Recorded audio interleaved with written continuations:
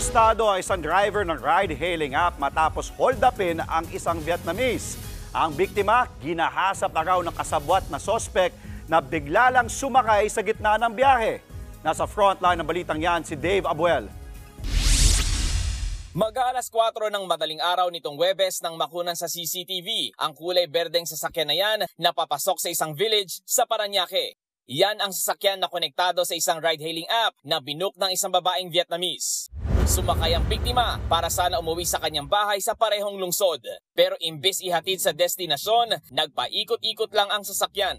Sunod nito'y tumigil ang kotse para isakay ang isang lalaki. Bukod kasi sa pagmamaneho, kumikita raw ng extra ang driver sa pang-hold up.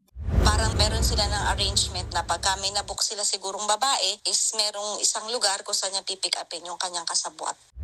Natangay ng mga sospek ang cellphone at pera ng biktima na aabot sa 35,000 pesos. Hinold up na, ginahasa pa raw ang biktima bago pinakawalan. Agad namang nagsumbong sa mga pulis ang babaeng Vietnamese. Sa follow-up operation, agad na aresto ang sospek sa Cabuyao, Laguna. Positibo naman siyang kinilala ng biktima. Nagsilbing lead daw sa mga pulis ang ID na ipinakita ng driver sa guard ng village. Umamin naman sa mga pulis ang sospek sa pagnanakaw, pero ang kasabwat lang daw niya ang nanggahasa. Aminado siya dun sa krimen na nagawa nila nung kanyang kasabwat, pero syempre hindi niya inamin yung tungkol sa panggagahasa. Ayon na rin naman dun sa victim natin, yun lang sumakay ang ng rape sa kanya. Nakuha mula sa lalaki ang isang baril, mga bala, 2 cellphone, patalim at iba pang mga gamit. Na-recover din pati ang kotseng ginamit sa krimen. Naharap ang driver sa kasong robbery with rape at paglabag sa Comprehensive Firearms and Ammunition Regulation Act at illegal possession of deadly weapon. Patuloy naman ang operasyon para mahuli ang kasabwat niya.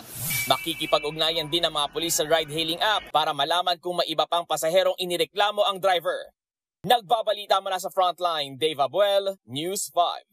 Mga kapatid, Jess De Los Santos po, huwag magpahuli sa mga umaaksyong balita at napapanahong issue sa bansa. Para sa mas malawak na balitaan, mag-subscribe at mag-follow sa social media pages ng News 5.